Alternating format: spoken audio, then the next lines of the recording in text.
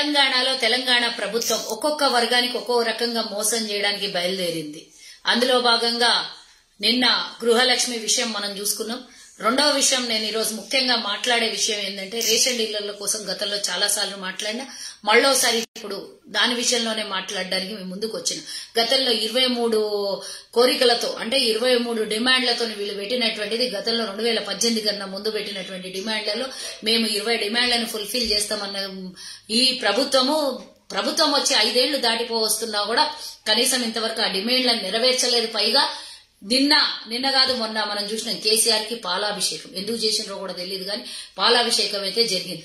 ఆ పాలాభిషేకంలో భాగం అసలు నిజం ఏంటంటే 90 రూపాయలు వీళ్ళకి కమిషన్ టన్నుకి అనుకుంటాం, టన్నుకి 90 రూపాయల కింటాల్కి 90 రూపాయల కమిషన్ ఇస్తున్నటువంటి ఈ ప్రభుత్వము గతంలో ఎప్పటి నుంచో 90 రూపాయలు 70 రూపాయల నుంచి 90 రూపాయలు అయింది.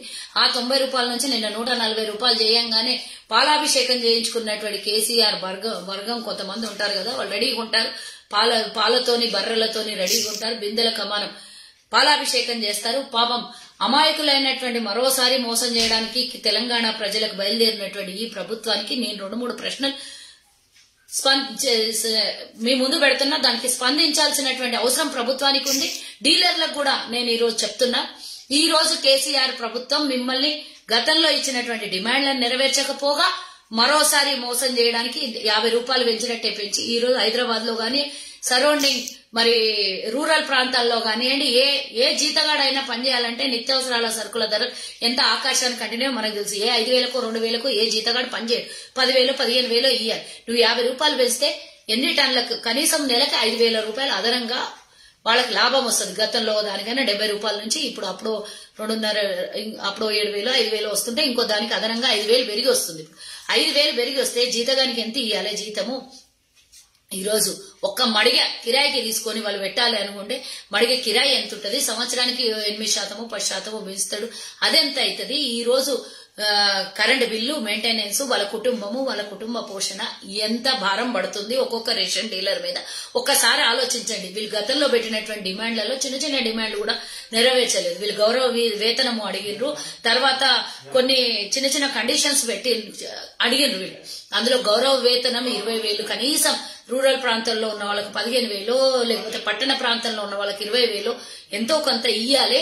వాళ్ళకి గౌరవ వేతనం ఇస్తే నెలకింత ఆదాయం వస్తుంది. ప్రభుత్వంలో లెక్కల వారదో ఒక కార్పొరేషన్ ఉంటది అనంటే ఇన్లేదు కేసీఆర్. పైగా 50 రూపాయలు పెంచి పాలాభిషేకం చేయించుకున్న కేసీఆర్ కి నేను మా కాంగ్రెస్ పార్టీ నిన్న కాదు మొన్న పార్లమెంట్ లో మా ఉత్తమ్ కుమార్ రెడ్డి గారు ఎంపీ గారు పెట్టినటువంటి డిమాండ్, భారతదేశం మొత్తం ఎంపీ గారు అంటే భారతదేశం మొత్తం వర్తిస్తుంది, అందులో భాగంగా తెలంగాణ రాష్ట్రంకు కూడా 20,000 గౌరవ వేతనం ఇవ్వమని డిమాండ్ పెట్టారు.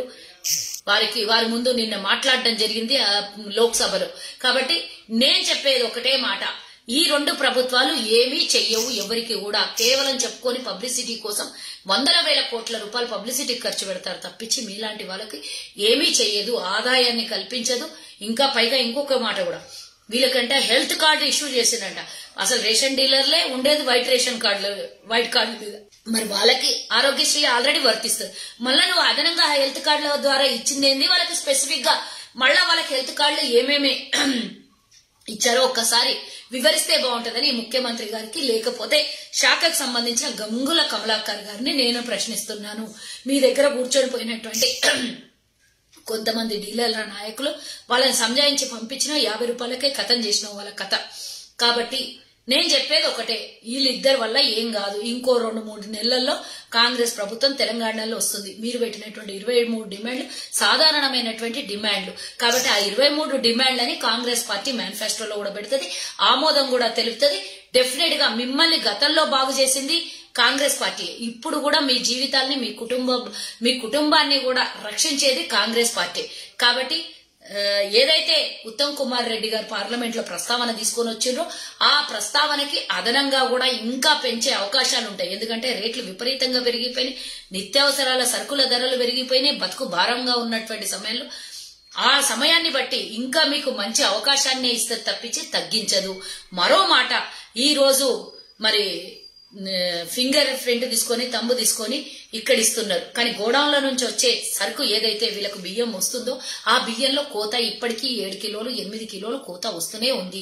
ఆ కోతని మీరు ఏమైనా చేసిందంటే ఆ గోడౌన్లో కూర్చోబెట్టి కొంతమందితో ఫింగర్ ప్రింట్స్ తీపించుకొని అవే 30 క్వింటాలు జోకినే మళ్ళా జోపించి మళ్ళా అవే చేసి కింద మీద చేస్తున్నారన్నటువంటి సమాచారం పూర్తి స్థాయిలో మాకుంది.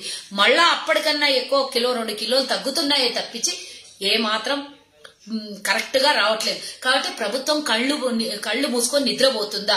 ఆ 5-6 కిలోలు తగ్గితే నువ్వు ఇచ్చిన 5,000 రూపాయల కన్నా ఎక్కువగా అదనంగా ఇంట్లో నుంచి జేబులో నుంచో ఖర్చు మళ్ళీ ఇంకేమైనా సంపాదించుకొని తెచ్చి మళ్ళీ ఈ ఖర్చులకు ఖర్చు పెట్టాల్సి వస్తుంది తప్పించి వాళ్ళకి ఇచ్చినటువంటి లాభం ఏం లేదు.